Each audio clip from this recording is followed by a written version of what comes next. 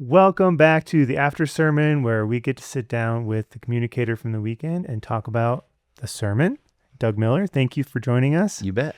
Awesome. All right, so give us a little synopsis of We're message. slowly working our way through the book of Ephesians. Yeah.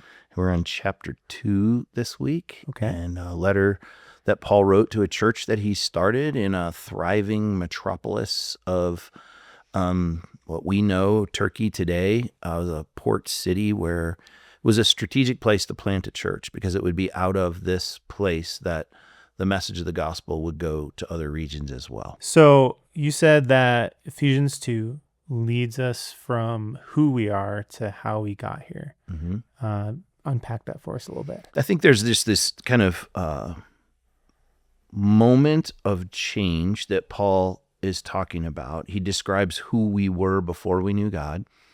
And then kind of the but God moment, he provided opportunity for us to be made right with him through the work of Christ on the cross. And then there are all of these things that kind of start happening as a result of what he did in our lives, but also in our community. Right. Okay. So you said those two words, and I felt like a lot of your sermon kind of hovered around this but God moment. Mm-hmm. What do those two words kind of stir in you personally? I think in the context of Ephesians, the Apostle Paul wants us to not forget where we've come from. And this was important in the context of this book or letter that Paul wrote. There were a group of folks, Gentiles, that's me, because I didn't come from Jewish descent, that felt as though they were on the outside. And there's times when I felt like I'm on the outside, wondering how it is that it all works for me to be in the family of God.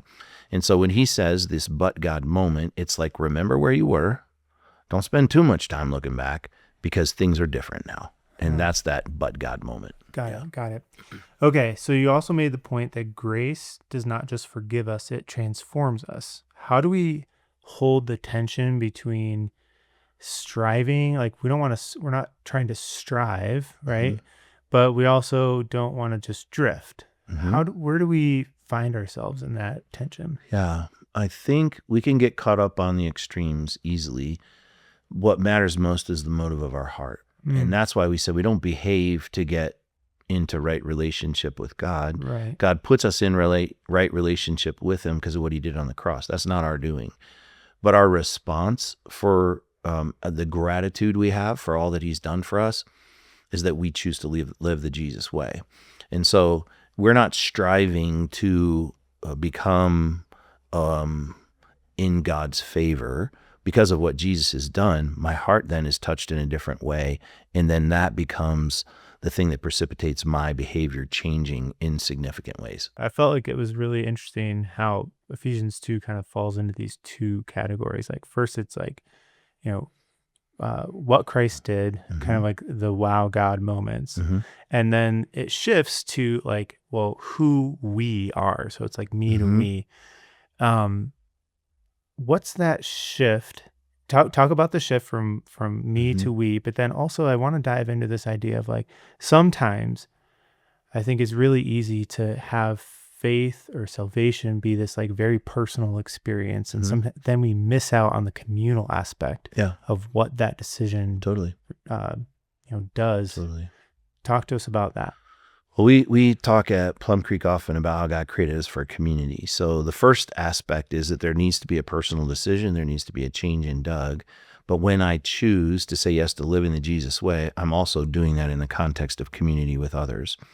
And that's where church comes into play. That's where our relationships come into play. Sure. And so because we've said yes to Jesus, we've stepped across the line of faith, and he's doing this work in us, then that should and must change the way that we live and we behave and we interact with one another, and we love differently and we forgive differently, we care differently. And so that's the big shift from the me to the we, where, God's done something in me and it's unmistakable. But now I have a responsibility in the context of community to live this out, and we do that together. And so the thing that we have been saying too throughout the series, there's this thread that runs. The way we do that becomes something the world around us observes. And you can imagine in the context of the church at Ephesus, there's factions and disagreements and opposition to one another. And Paul knows if that doesn't get addressed, this thing's not moving forward here. And this community so desperately needs to understand the life change that comes when I say yes to Jesus. The only way that will be compelling is if this church understands the responsibility they have to now live not as two separate people groups, but as one family. And that's the heart behind the local church. And the message isn't just for this church 2,000 years ago. That's a message for each of us today. That as we've said yes to God, then we live different in the context of community. And that should then become compelling. You can imagine the world around the church in Ephesus going, what's going on? Yeah. These two people that literally have been fighting with one another for centuries now are going to church together. They care for one another. They love one another. And that would be super compelling to the world. Like, how did that happen? Right. Well, the change that Jesus did in me, and I'm just living that out in the context of community. Why don't you come and join us? So that's the whole heart behind it. I love that. I love that. Okay. So one other thing, I just want to give you a couple minutes because we're on the heels of Camp Creek Kids, our summer VBS for kids. And it was really cool, like how you took a moment at the beginning of the service just to kind of recognize the impact that makes. But I want to give you a moment here. Talk about CCK and what it means to you. Oh, yeah. For our church. Well, I mean, I think it fits even in the context of what we're talking about this weekend, right? Yeah. Like, we should live different. And Plum Creek's trying to live different. We don't get it right all the time. I love what Eric says. I might not always get it right, but I can make it right. And we're doing our best to live, in an intentional way in our valley that's making a difference and impacting lives. And so, first of all, man, kudos to our kids team. Yeah. Unreal. They're just so great.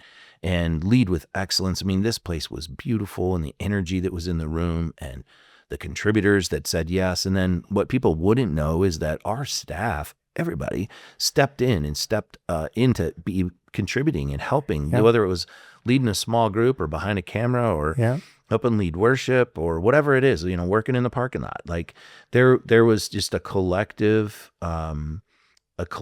yes that came from 300 contributors, staff, and volunteers that just poured into these lives. And it's exciting to me.